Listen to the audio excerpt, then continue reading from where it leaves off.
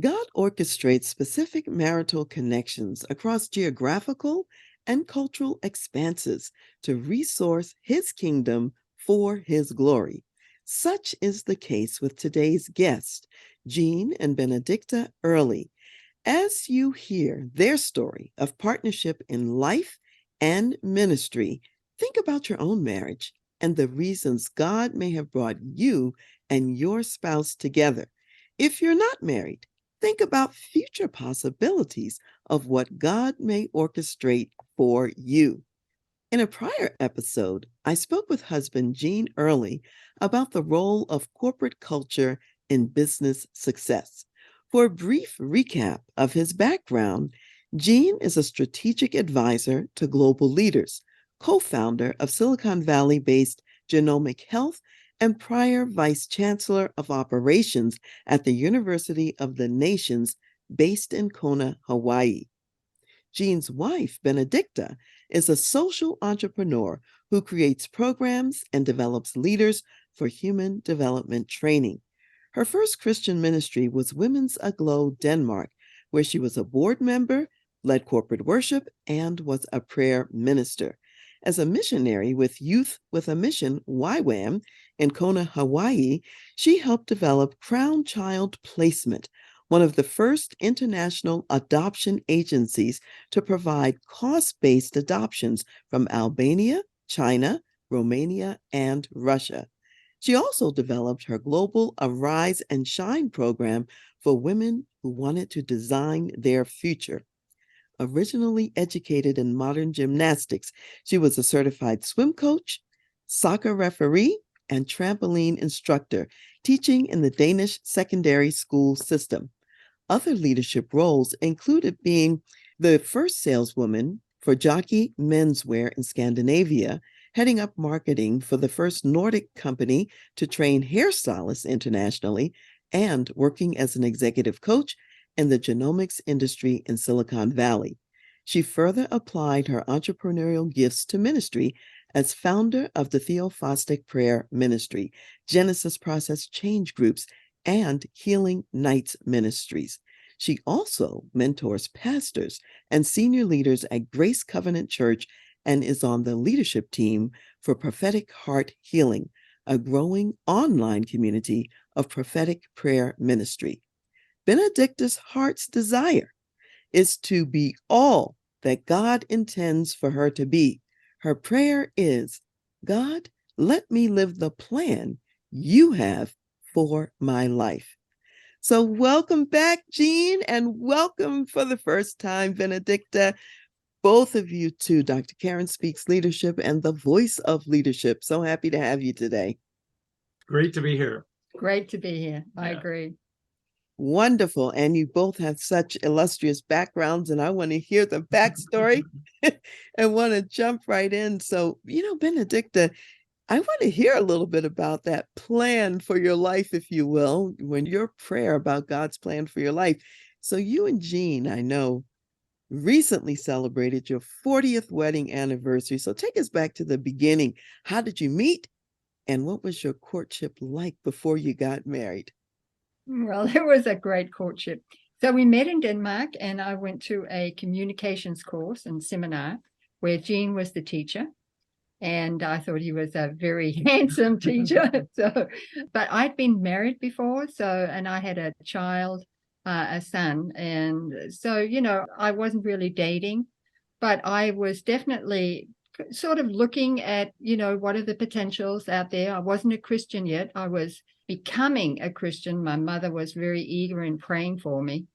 So Gene lived in America and I lived in Denmark, and we had to kind of figure out who we were and how we fit together. It was good that I knew English because, a lot of Danes do know English, but I could understand the nuances in what he said and stuff like that. So I was excited to meet him, and we started dating after this seminar.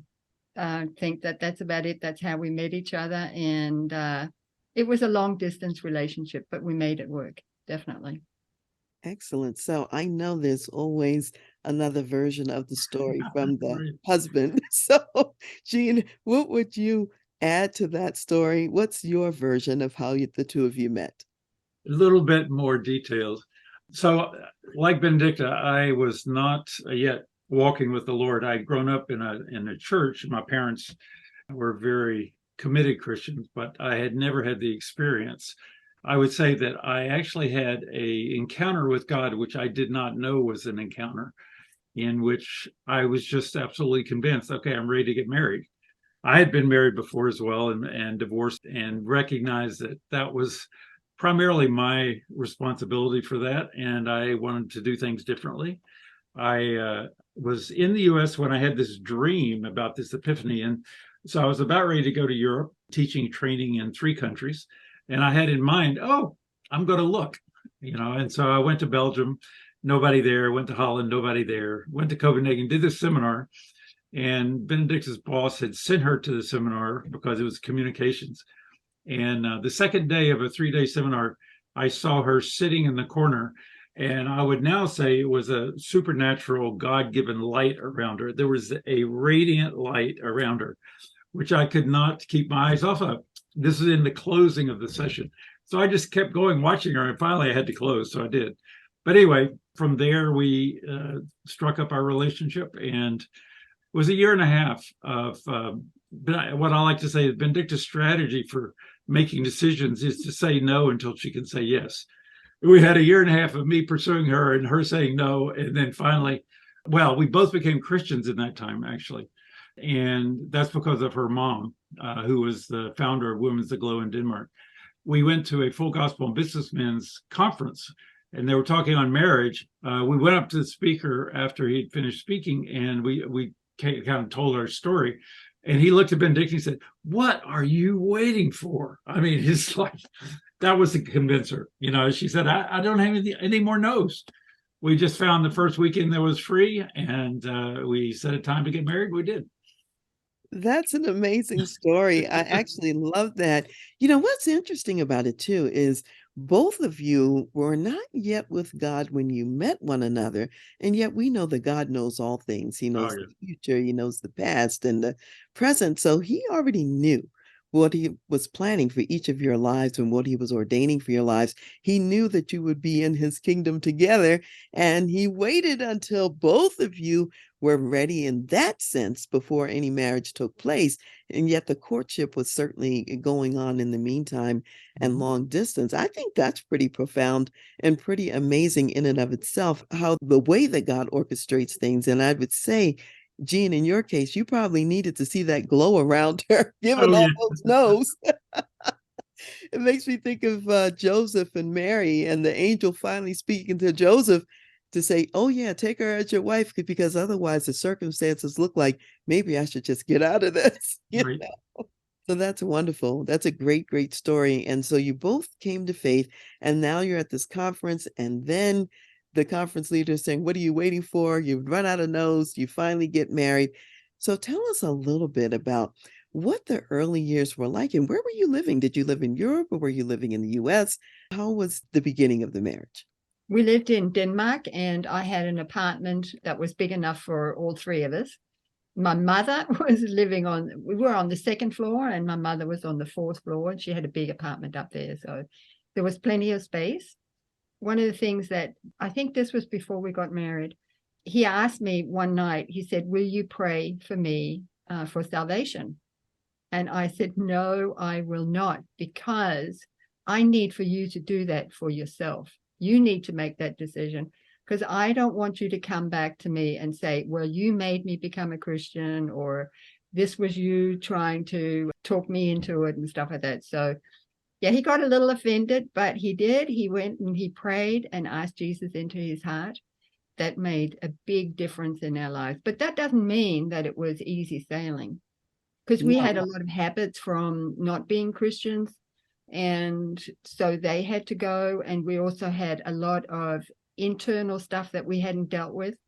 And that was really important for us to make decisions about how we're going to actually live this life. So because we were in our 30s, then we had life behind us. So we had some experience, also both of us having been married before and going through divorces, that we really wanted to talk about how we were going to do this, because we knew that just getting married doesn't mean that all the problems go away. And I would say far from it, because we came from very different backgrounds. And my background was my father was alcoholic. And then Jean came from this nice, really Southern Presbyterian church family. And I kept saying to him, what is it? How are we similar? How are we being able to say yes to, here, you come from something that I think is really healthy, and I come from something that wasn't healthy. But then when we dug into it, we found out we were more alike than we were unalike. Yeah. I'm not surprised to hear that, because, of course, there's a foundation that God builds a relationship on, where the similarity part, and then there are the differences that sort of add the spice and the richness to the relationship as well.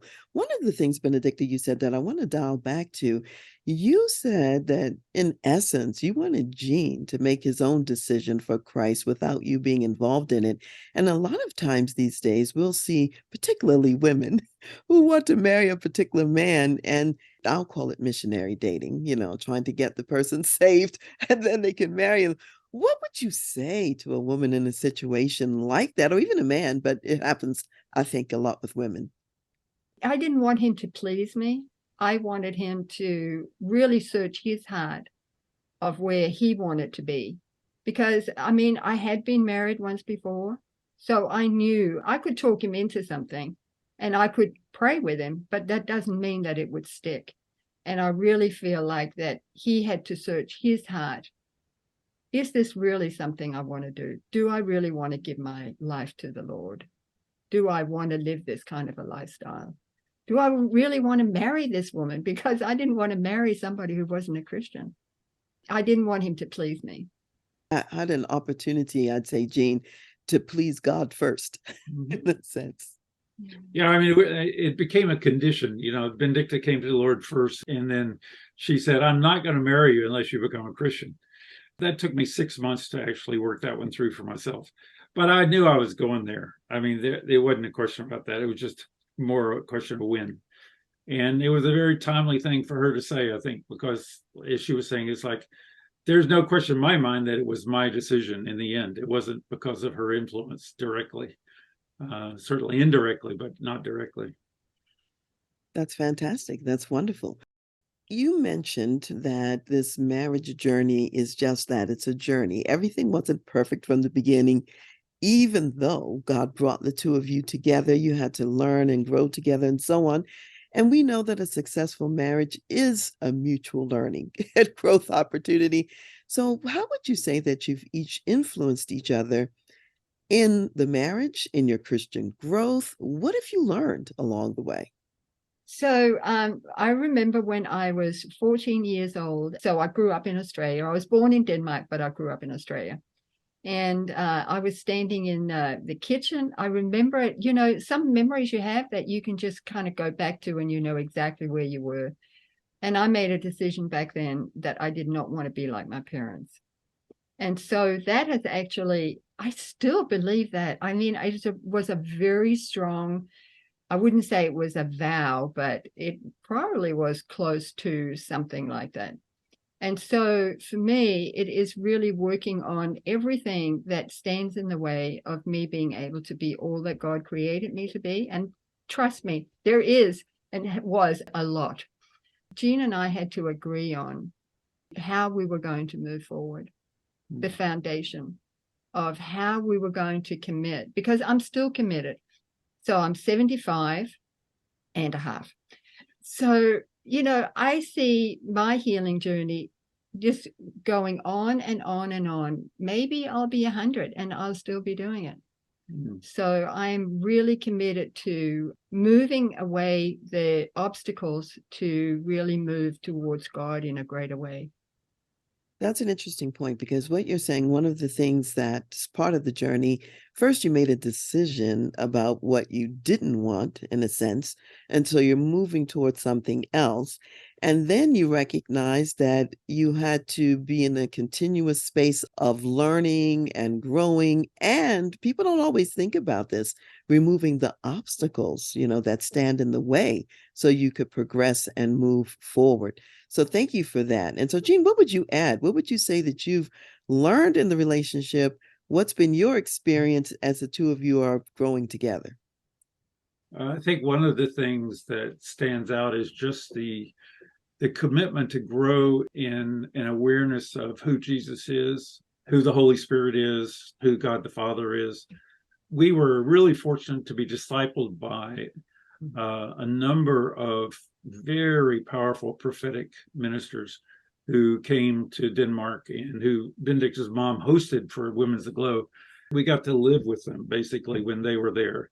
And so we would pray with them, they would prophesy over us and whatnot. And so we just came to expect that the Holy Spirit was always present. And so pursuing the Holy Spirit, who is the truth giver, has been key to that journey. And with that, I would also say we both have prophetic gifts, but they're different expressions. And one of Benedicte's expressions is that she is always ahead of me. She's 2 to 3 years ahead of me in terms of having revelation of what God's saying. And that had just been so powerful for us in kind of navigating our journey. So we were in Denmark. We had a very successful business. Question was, do we grow the business or do we do something else?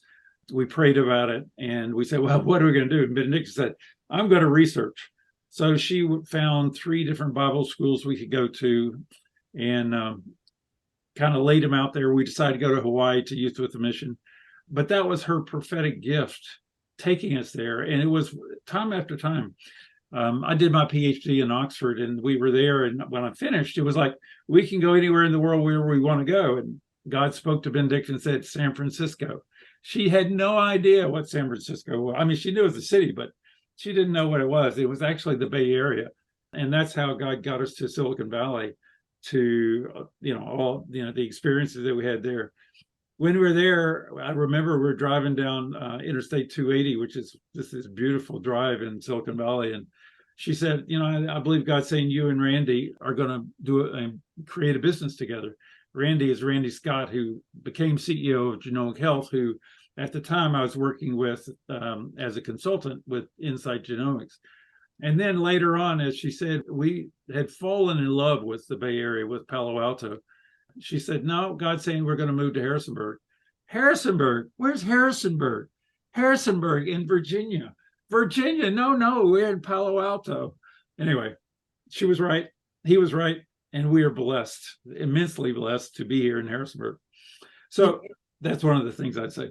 I'm really glad you brought that story up about Harrisonburg, because I really wanted to get to that a little bit too, because Benedicte, I know that you went there because of your grandchildren initially. And it sounds like there's been this prophetic leading in your life all along that really takes the two of you to different places, which requires a tremendous amount of trust on your part, Jean, since you don't specifically have that gift in the same way that your wife does. She gets it first. Like, again, Mary got the message first about baby Jesus, right? So Benedicte gets the message first, and then God will show it to you ultimately, and as you're moving and walking in that way. So say a little bit more about that, Benedicte, how God speaks to you in these situations, how you knew that it was even time to go to Harrisonburg for your grandchildren. Well, we had 1 grandchild at that time. I didn't know that we were going to have 3 grand boys. I mean, they were, big budding boys now, and they were just little bitty ones back then. It's like, how do you know you grow older? Well, you look at your grandkids, right? Or your children. I like the quiet time, and God, I often can sit in bed if I wake up like, 5:30 or however it is in the morning and don't really want to get up, but I am awake. And I just talk to him, meditate. I'm just quiet. And then he starts speaking. So, yeah, that's how I do it. It's really simple. And then I trust that I'm hearing him. Because I think a lot of people, they don't trust that small, still voice that's inside.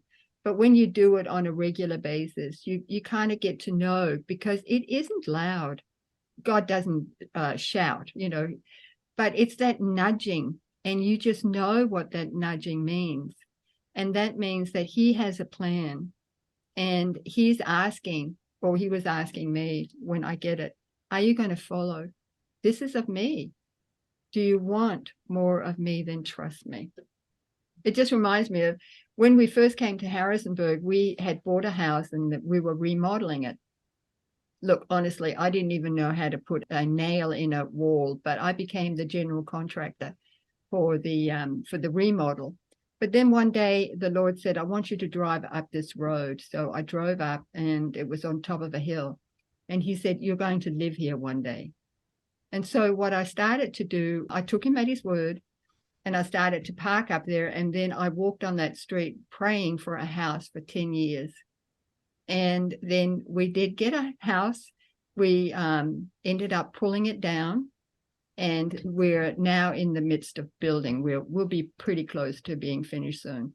But it's the small nudges. And when we're obedient to his word and what he nudges us to, things happen, even though it takes years sometimes. And it is about developing patience. I really like some aspects of the story that you're unfolding, the fact that God speaks, and if we're listening and we follow what we're hearing, he gives more revelation, is what I'm hearing as well. And when you know it's him speaking, don't worry about how long it's going to take. You prayed in faith, walking up that hill about the house for 10 years, and now the house is becoming a reality at this time. So I know a lot of people in the audience are probably thinking to themselves, yeah, I think I'm hearing from God. And how do I know if it's really God versus my own voice? And we know that Jesus said, my sheep know, they know my voice. How do you distinguish between what God is saying in that still moment versus if it's just your own thought? Yeah, that's a really good question.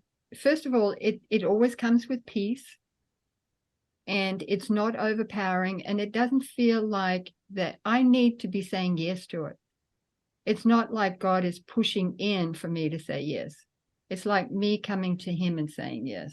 I don't know how to explain it, but I am entertaining God. This is you, God, and I want to follow. And then what I do is I absolutely test it out. Because when it is God, and that's when patience comes in, because I always had long-term projects. I can wait 8 years for something. I can wait 5 years for something. It just is. And so that's how God talks to me. Other people, they hear, and then it happens very fast. But for me, it's like, okay, it's that trust. I trust you, Lord, even though so there were 5 houses for sale on that road, and hardly any houses come for sale.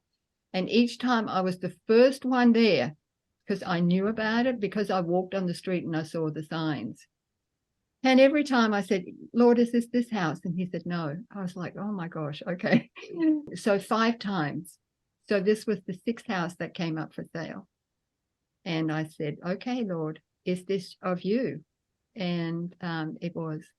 It was the one house on the street she did not want. It's like God's sense of humor.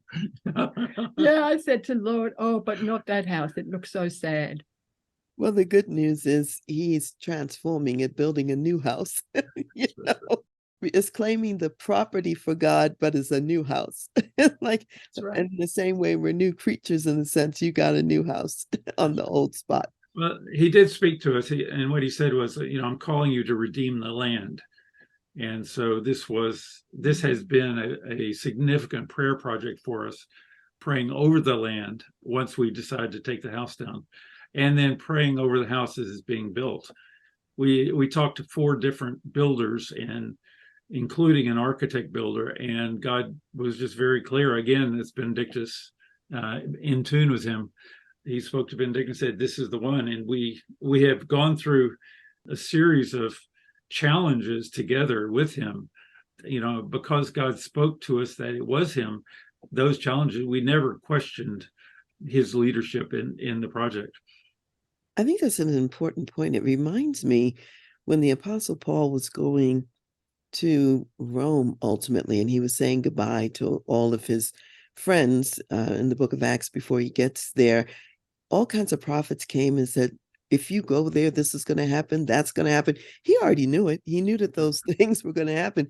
He also knew that that's where God was calling him.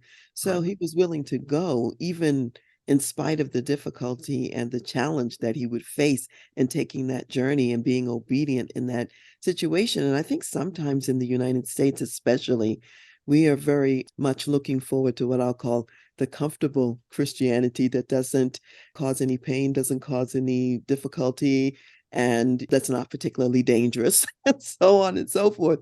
And that may not always be, God leads. That's true. It's really a faith journey. One of the things that I think in our Christian walk together has been developing trust in the Lord and to be able to act in faith when he speaks. And so that's where the obedience and the patience and all that comes in.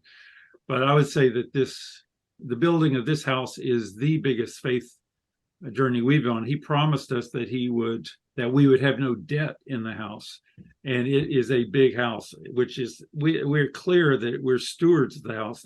We would never have built a house like this in our own thinking, but he has purpose and plan for it. We're very clear on some of those plans that he has for it, but we know that there'll be even more. But yeah, it's really the stewardship of his word, which then manifests in the natural world. And that house is a picture of that. And you're also saying that you don't know the entire picture at the beginning. He shows you next steps, but not the whole journey. And that's where that faith and trust come in as well, to be able to take the steps that he is revealing and what he's showing at the time. As I think about this whole notion of, let's say, iron sharpening iron in marriage, I know that there are challenges as iron sharpens iron and there's friction along the way. What have been some of the challenges that the two of you have gone through and successfully navigated together? What does it take, in other words, to be married for 40 years? That's kind of the back question. Takes a lot of patience, that's for sure. And also commitment is another thing, because I think that often people, they come up against barriers, or, they have problems in their marriage, and then often they're quick to end it or to live apart it's like that instant soup thing. Luckily, I come from a background where it is that you had to go, you bought the bones and you bought the meat and then you made the soup, right? So I know that it takes time. And Jean and I mean, you name it, and we've had the challenge. I don't know. Can you think of one particular? Well, I kind of started at the beginning of our marriage. Is she's Danish and I'm American from the deep South, or the Mid-South. And that cultural conflict was significant. It's just like two worldviews that are just radically different. So one example was my contention is that Danish people, who I love and who are incredible, hospitably oriented people, they believe they're right about everything. There is a right way to do it, and I know what it is, right? Well, I come from a very different world, or much more flowy, much more open-ended, not so convinced that you're right. That was a really tough one I had to deal with Benedicte, because early on in our marriage, she still believed she was right on everything. We had this one night where we had this really kind of intense argument, so much so that I slammed the door and I saw the paint pop off of the door. It was that intense for me. And I went out and I said, I'm going to walk until I forgive her. And I walked for an hour and a half.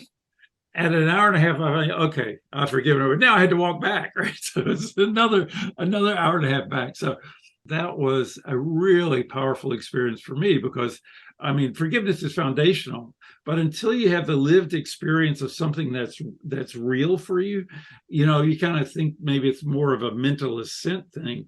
This was not. This was a whole body forgiveness.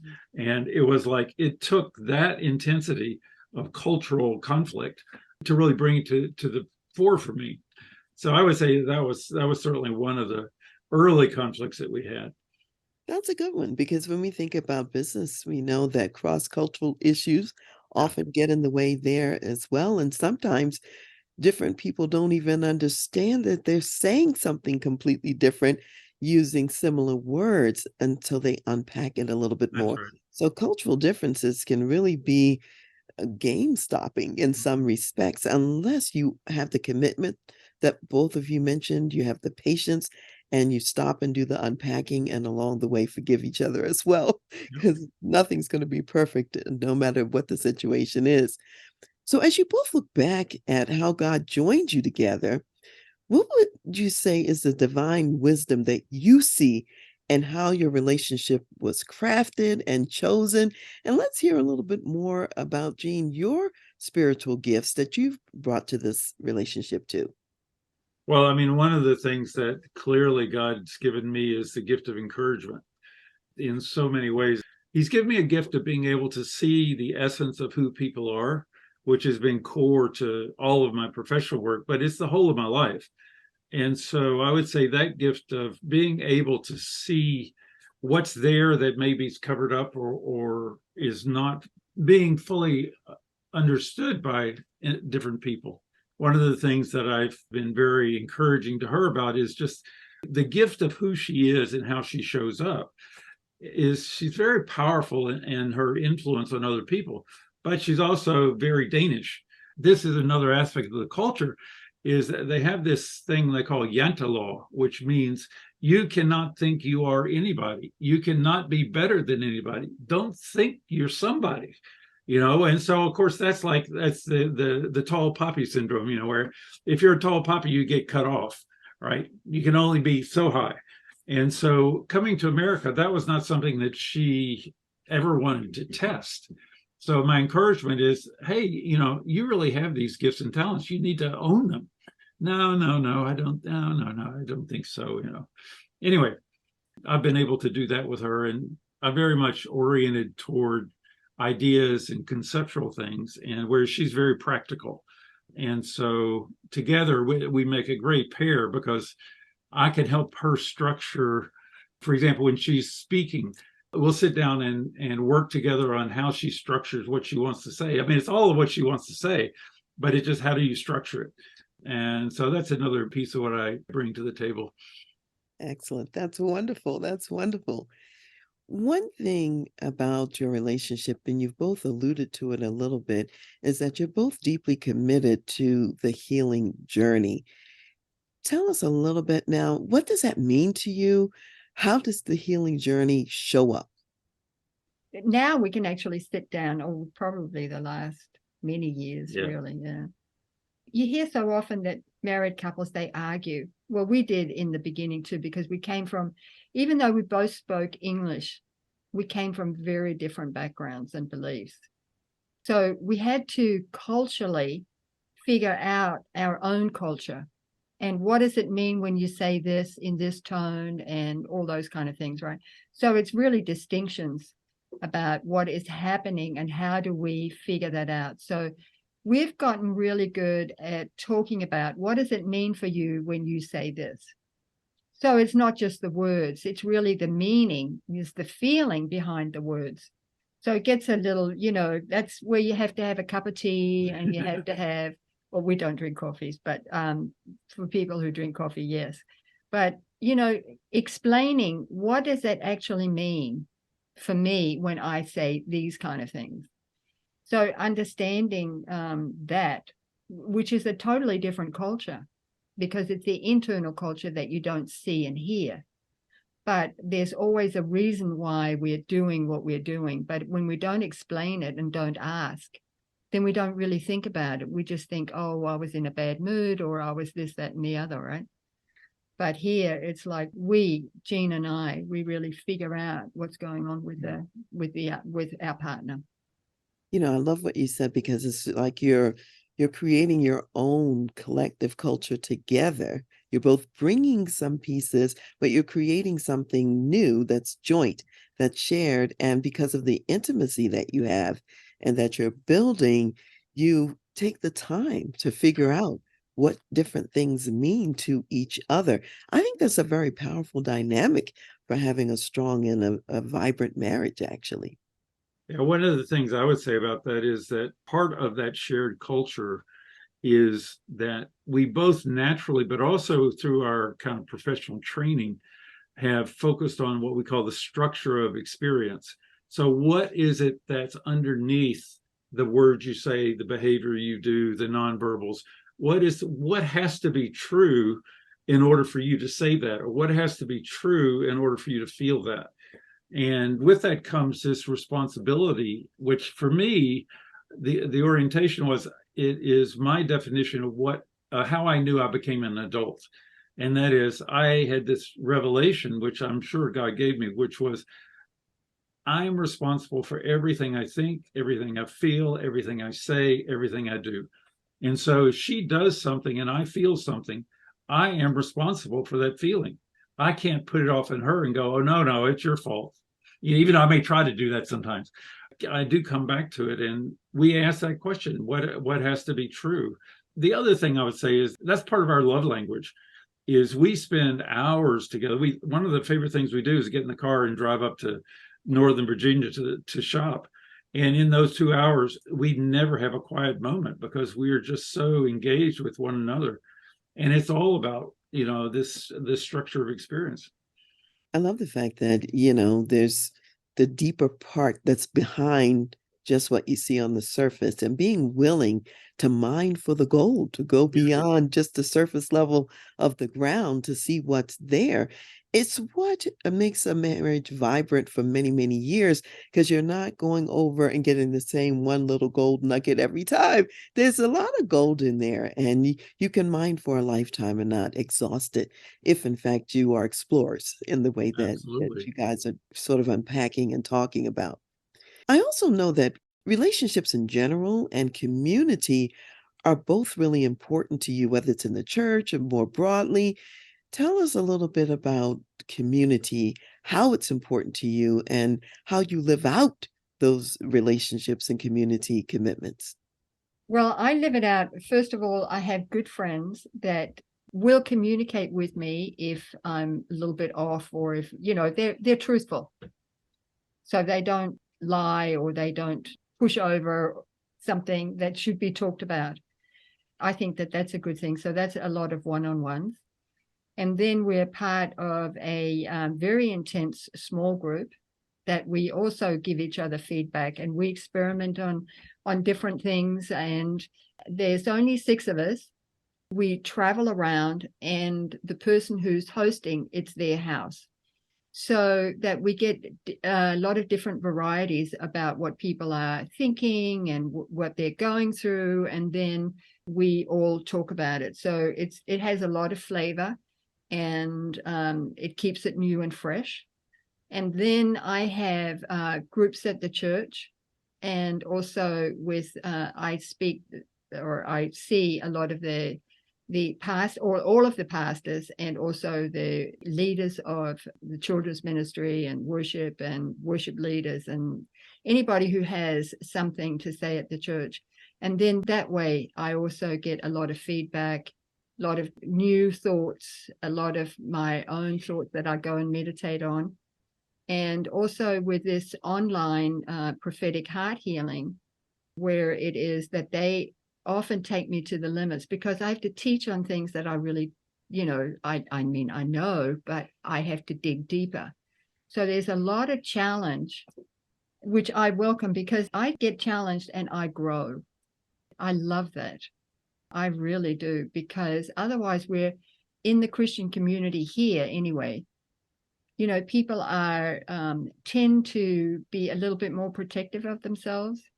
So then it's finding a group and people that will be, come alongside of you and really make you a better person, really is what it is. Mm-hmm. Challenge you to do things that you are maybe shying back on. And I'm not so keen on teaching things that I don't really understand, but I get to understand them, and then I feel really different about myself because I've met a challenge. What I'm really hearing too, Benedicta, and what you're saying is it's kind of like punctuating what the Bible says, that this Christian life is lived in community. We're not Lone Ranger Christians in a sense, whether it's with the small groups that you mentioned with the married couples or the online group or wherever it may be, we're living the life together, including the two of you. It's just a couple in the marriage. Mhm. So I think that's really powerful. It's to acknowledge that so many times as Lone Ranger Christians, that's where the enemy gets in and picks off the little lamb by himself, that's not connected in community. That's right. One of the things I'd say about that is that we have, over the last 2 years, we have developed groups of prayer ministers in the church that we have kind of created 10 or 12 people on two different groups. We have this senior leadership group that we lead. And so we basically take our professional skills, combine them with our ministry skills, and really challenge people in the church to join the healing journey for themselves. And one of the things that I've noticed is that because we've been doing this for quite some time, and particularly with Benedicta's mentoring of the senior leadership, we have access in the church to actually transform the community into a much more responsive, engaged, and safe community, because people protect themselves when they don't feel safe. And one of the things that we've seen is that as people get to know themselves better, I suppose psychologically and spiritually, they become safer. And when they're safer, then the people around them are safer, and the whole church begins to actually move in that direction. We see just a real tremendous growth spiritually in the church, and I would attribute some significant amount of that to us in our involvement with the leaders in the church. Actually, I have quite an interest in what you're talking about right now, because in my own church, I'm the prayer ministry leader. And what I see as a vision that is before me is how to create and grow those cells throughout the church. We have a small church and there's just one official prayer cell at this time, but I see additional ones in the future. So delighted to hear that you've already gone far down the path on that journey. I can learn something from you along the way as well. So I'll be following up to talk Okay. about that a little bit more. I just want to make one little comment here, and that is I do an online where it's a heart healing process, and it's all on Zoom. And I have realized that the prayers that are prayed on Zoom are as good as they are when you're in person. Absolutely. In fact, the prayer ministry that I lead every week, it's on Zoom. That's how we do it. And it makes it possible really for more people to participate. Exactly. Yeah, That's exactly absolutely. right. So I'm all for it. A lot of people say, oh, I don't want to do Zoom. Come on. It is fantastic. yeah, absolutely. I can say this as a group, we're almost like a small group, and small group cell. We have each grown exponentially since participating in the prayer ministry. And so, yeah, I understand what you're talking about and what you're saying. So thank you for sharing that bit as well. What would you both say is next for your marriage, for your family life, your ministry, your journey together? What do you see out there on the horizon that God may be beginning to birth or to do? I feel like the Lord is wanting me to lead more and also to actually write. Look, I'm not a writer. Gene's the writer. He is fast on the computer. I'm like amazingly slow. He's got lots of words and I just have simple words. But together we can actually do something because I have ideas and I have thoughts and stuff like that. So God has joined us together in that way. But I'd really like to do more for women, also for couples, but women are something that I'd really like to pour into. And just to do something simple, but something that really, where people can just know how much God has put in them. Because I think that today people are so busy. It's always busy, busy, busy, busy, busy.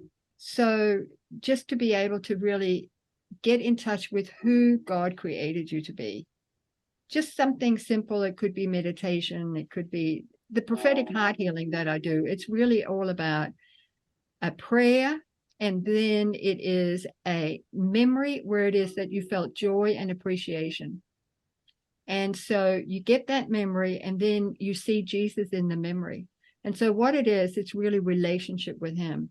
And very, very unique relationship people have with the Lord, and so much more intimate. And people walk away, and then you ask questions, right? So it's a little bit more complicated or complex. But they walk away and they know that Jesus interacts with them.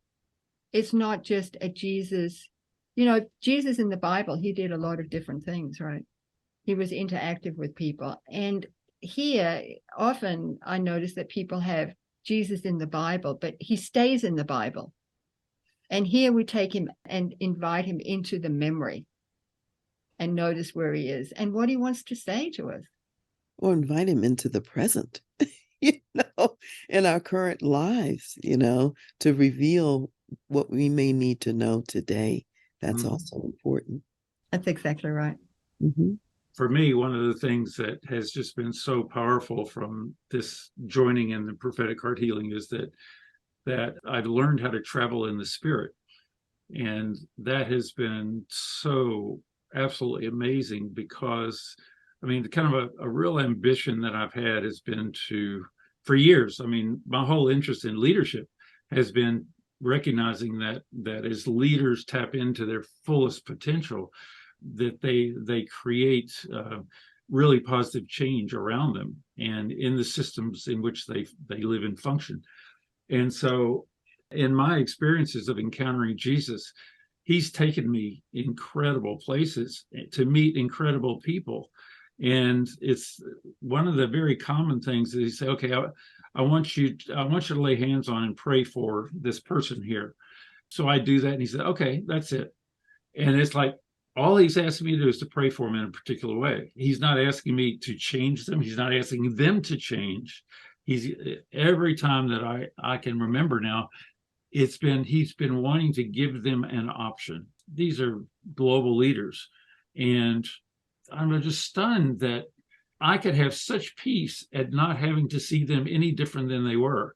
And to understand that Jesus is changing me by those prayers.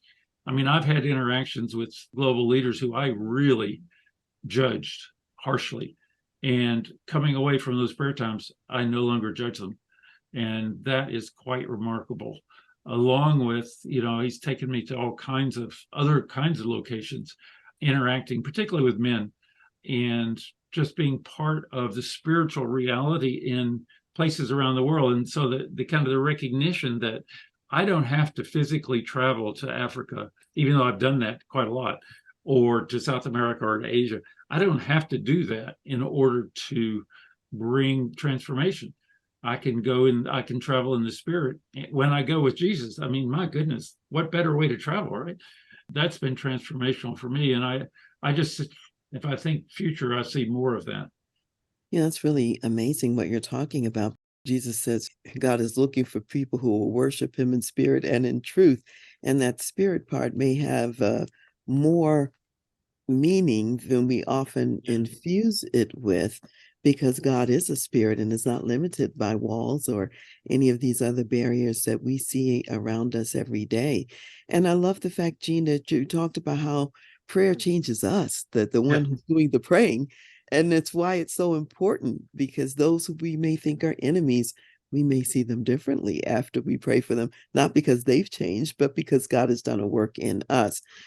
I also believe, too, that as we pray for people, and the way I put it this week in a message I put out was this: you might not see what's growing yet beneath the surface, just like with a plant, and the plant is watered, but those tender shoots are growing under the soil, and they're growing long before you can see them. So we also don't know how our prayers mix with what else God is doing to make a difference in people's lives. So there's also that as well. So thank you for sharing that. And let me ask this: how can people reach you? How can they learn more about your ministries? How do they? I've got an email, Benedicte.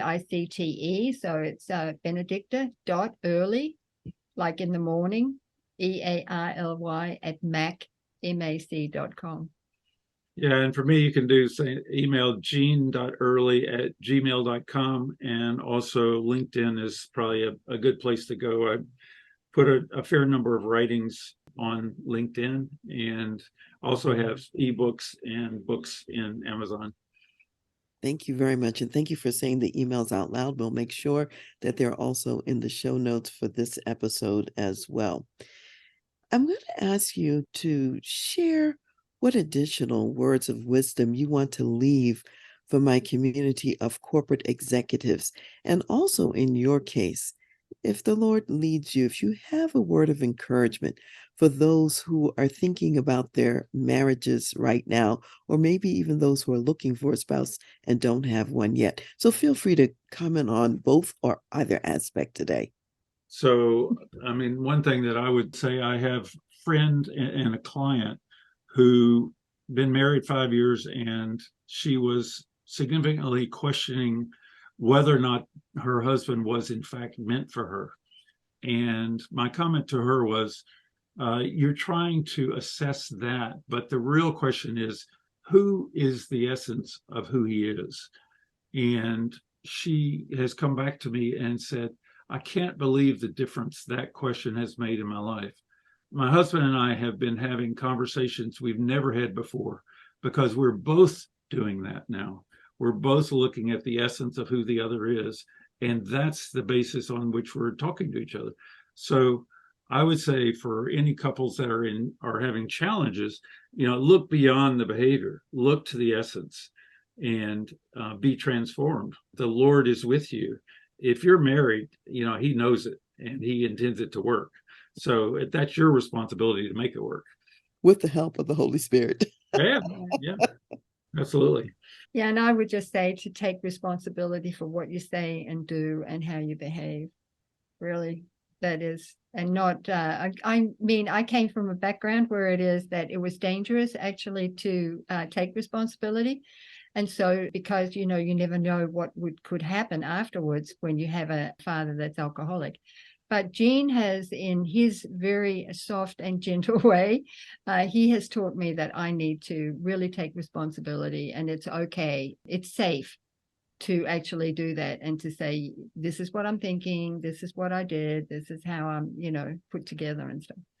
So, yeah, to take responsibility. Thank you. Thank you both. Thank you both for sharing your wisdom today. Thank you for being with me on the show. I really appreciate it. Great being here. Thank you so much. So we will close out today with a scripture reading that comes from Ephesians, the 5th chapter and the 1st verse.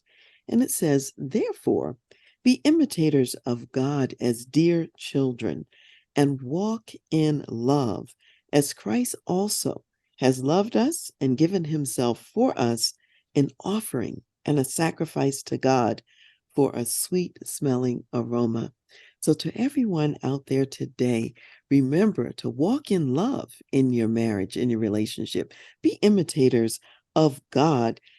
Be like Jesus Christ himself, who offered himself up as a sacrifice and a sweet aroma to God. We have the occasion to do that every day in our work relationships and also in our marriages. So may God bless you. Terrence Chapman is the president and CEO of Victorious Family, an organization committed to family discipleship and transformation. Today, he's here to talk about a special celebration event taking place on the 19th of April. Terrence, tell us all about it.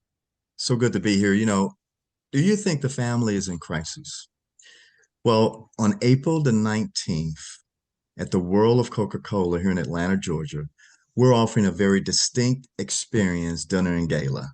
We're going to have great speakers, great entertainment, great celebrities will be there, but more importantly, we'll be casting the vision around family transformation and what it could look like in your home. Join us April 19th at the World of Coca-Cola here in Atlanta, Georgia. And what's great, Terrence, about what you're saying, this is for all of us, those of us in business, those of us in pastoral leadership, those of us in family leadership. You want all of us there. All of those who have a family or part of a family, you're invited. All right. So give us the website information where people can go to sign up.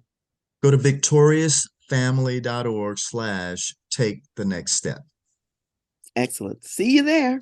See you there.